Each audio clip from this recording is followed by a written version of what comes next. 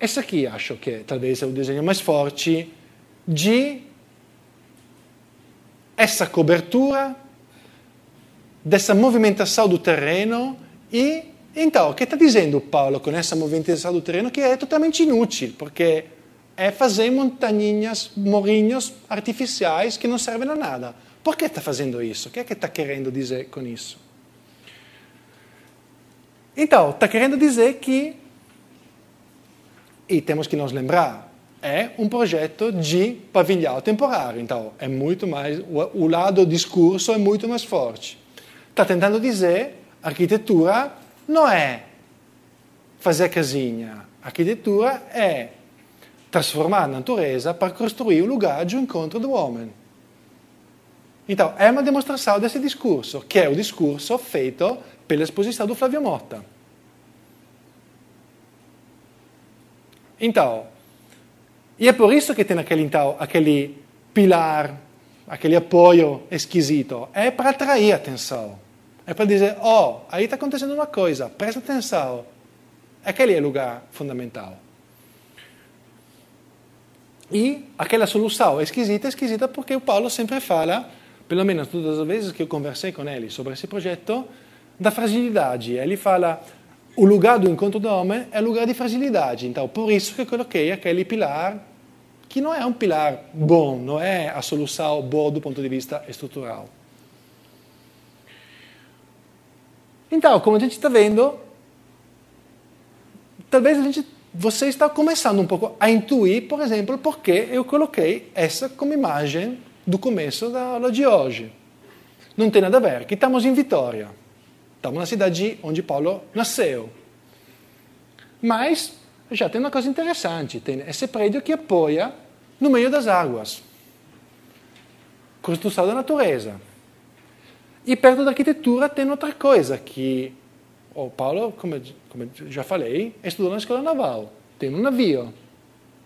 Então, antes de concluir essa primeira aula, vamos fazer alguns pequenos passos a mais no imaginário do Paulo. O navio é uma presença fundamental. E o avião é uma presença fundamental. A gente já viu esse aqui, que é o avião que ele mesmo construiu. Esse aqui é um avião construído pela cenografia de uma peça em um teatro em São Paulo.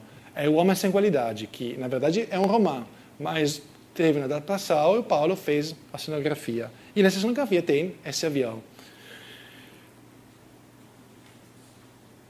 Por que o avião? Acho que dá para entender por que o avião ou por que o navio,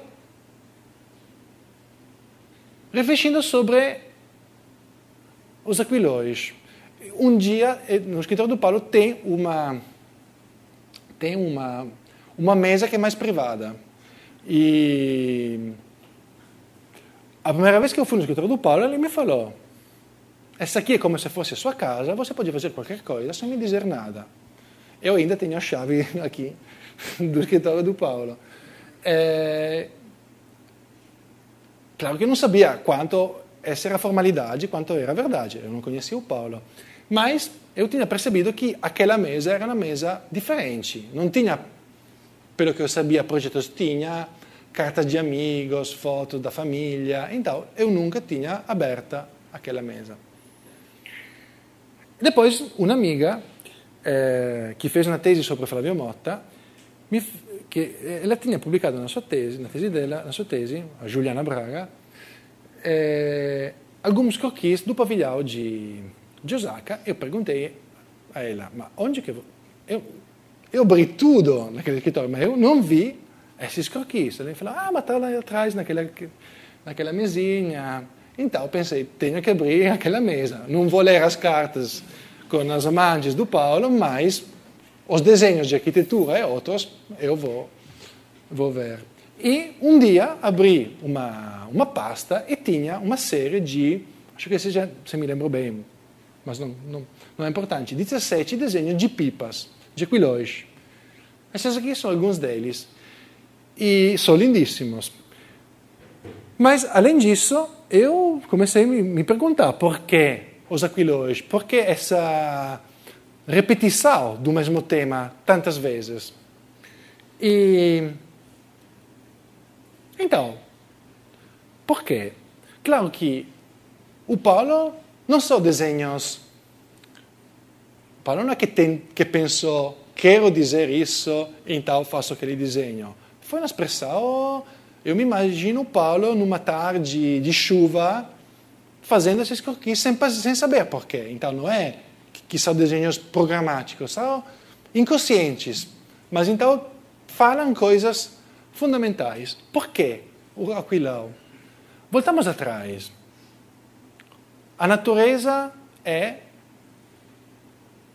não é paisagem, é fenômenos. O que quer dizer isso? Quer dizer que o vento não é só uma coisa assim que é simpática porque o cabelo fica voando, mas pela pessoa inteligente, o vento é o que permite o aquilão de voar. Fazer voar o aquilão é aproveitar de jeito inteligente a natureza. É olhar a natureza não como paisagem, e sim como fenômeno. Então, essa é a graça do avião, essa é a graça do navio. O navio aproveita também o vento para se movimentar. Tem alguns desenhos, vou tentar mostrar para vocês as próximas vezes. Hoje me esqueci de colocar, que são muitos irônicos, muito simpáticos.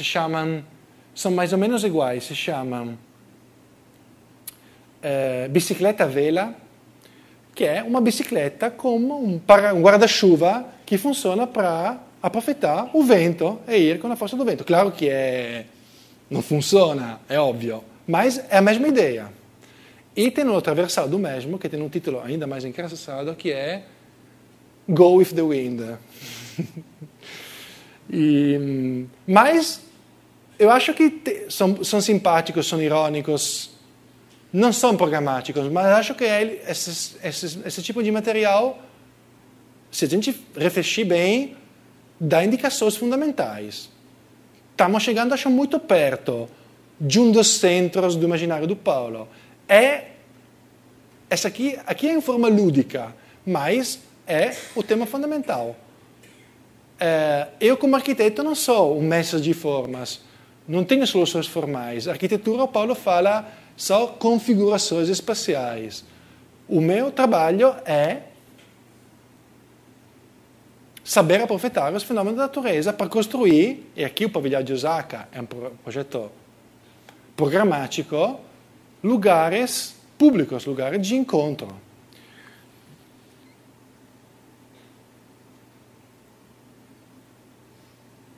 Esses aqui são alguns desenhos dessa série dos aquilões.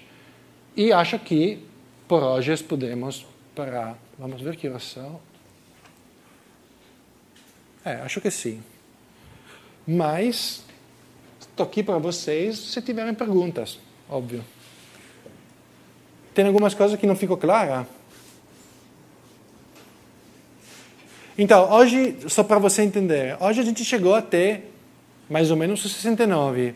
A semana que vem a gente vai voltar um pouco atrás e vai cruzar os projetos desses anos de obras públicas que a gente vê hoje com casas e conjuntos residenciais. E na terceira aula a gente vai partir, pelo contrário, da década de 80. Então vai ver a fase seguida da obra do Paulo. A próxima semana, pelo contrário, vai ser, digamos, os mesmos anos de outra perspectiva, de outro tipo de projetos. Então, tem perguntas, dúvidas? Observações?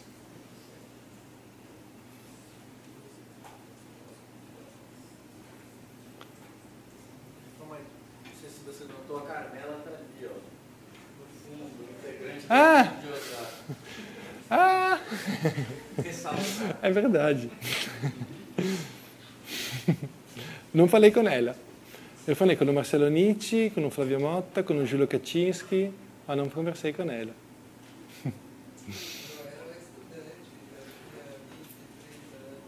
É.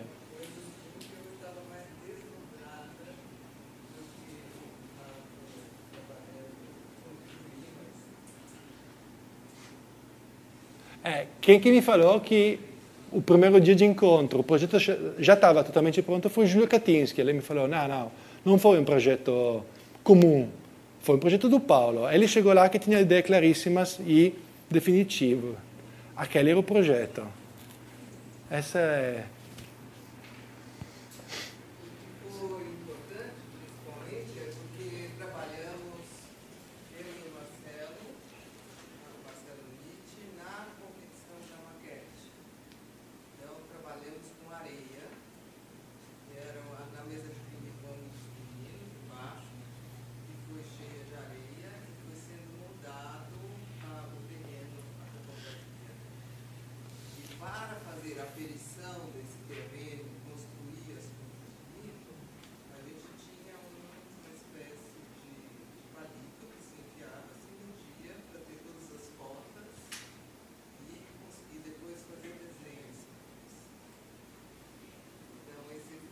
Época antes computador, digamos.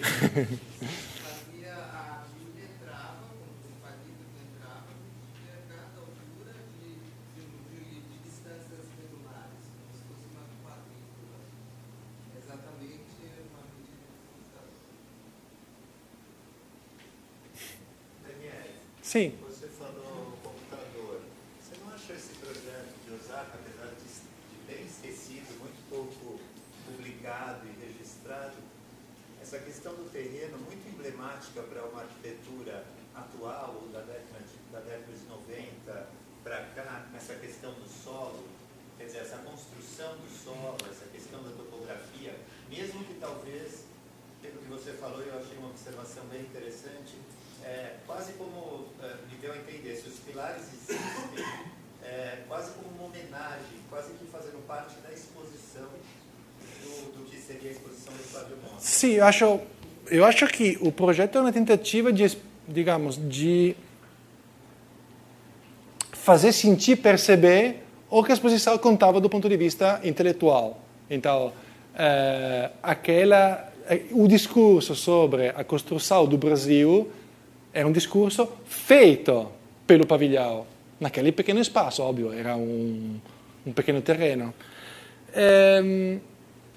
Eu acho que esse discurso do Paulo... eu tenho um projeto do Collas que cita o pavilhão de Osaka. Então, esse projeto, alguém alguém não esqueceu, alguém prestou atenção e notou. Você não acha que fora se notou mais do que os próprios brasileiros? Eu acho que não. Olha, eu acho que não, porque esse projeto foi mesmo meio desconhecido e começou a ser desconhecido a partir do momento em que o Paulo começou a ser estudado, mas nos primeiros livros que o Paulo foi estudado, tipo Montaner, no Montaner tinha, mas tipo, já no livro do Pignon, acho que não tinha pouca coisa sobre o pavilhão. Então, no começo não foi uma das 3, 4 obras famosas. Eu, quando comecei, eu italiano, então, não brasileiro, sem conhecendo um pouco da arquitetura brasileira, mas não muita coisa, não era um dos projetos do Paulo que eu conhecia. Acho que dá pouco para entender alguma coisa desse projeto a partir do livro da Annette Spiro, talvez, não sei. Mas não é tão... E acho que tem outra coisa que temos que avaliar, talvez vai ser muito mais claro o tema depois da última aula. O Paulo tem uma ideia de natureza, topografia, que é uma ideia que é típica da sua geração, mas é muito diferente de que a nossa. Tem uma inclinação tudo bem, é só fazer um túnel de 8 km, onde é que está a dificuldade? Vamos tirar a montanha, acabou. Então, que é muito diferente de que a nossa. O Paulo é filho do Brasil do desenvolvimento. Então, aquela ideia do roteiro do flamenco é uma coisa, para mim, italiano, da minha geração, impensável. Sim, vamos fazer uma terra para fazer... Como assim? Para o Paulo, não. É normal.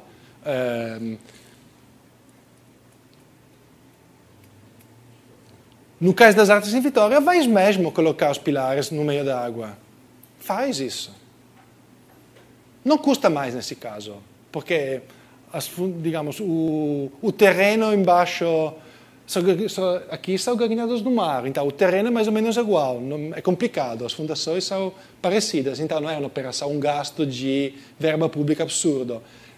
Então faz sentido como gesto, mas faz parte de um pensamento, acho, de uma geração outra. Que não é que não é interessante para nós, não é que está errado. Não está errado, não estou dizendo isso.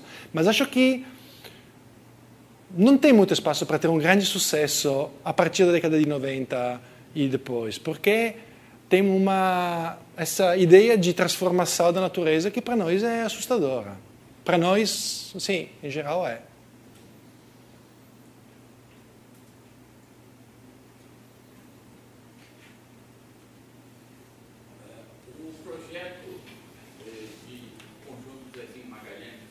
Sim. Vai falar nas próximas aulas? Ele se insere nesse livro. Sim, talvez ainda não sei se vou falar a próxima semana.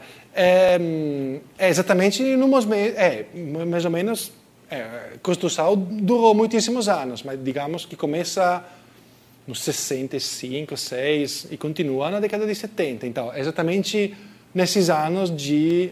O 69 está no meio, digamos, desse projeto. Acho que eu vou falar um pouco na próxima aula. Uma informação muito interessante desse projeto que, se você vai na FAO tem os desenhos, tem as plantas, os cortes e tudo assim daquele projeto.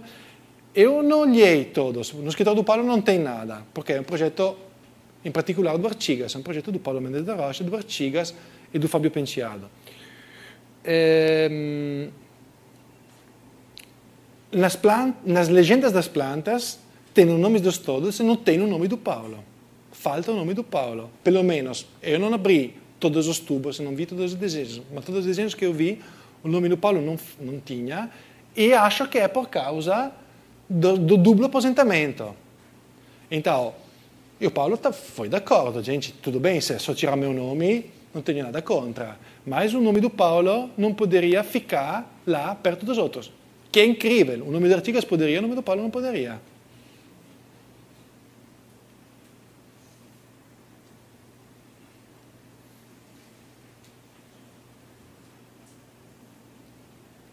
Outras perguntas? Então, até a terça-feira da próxima semana. E obrigado.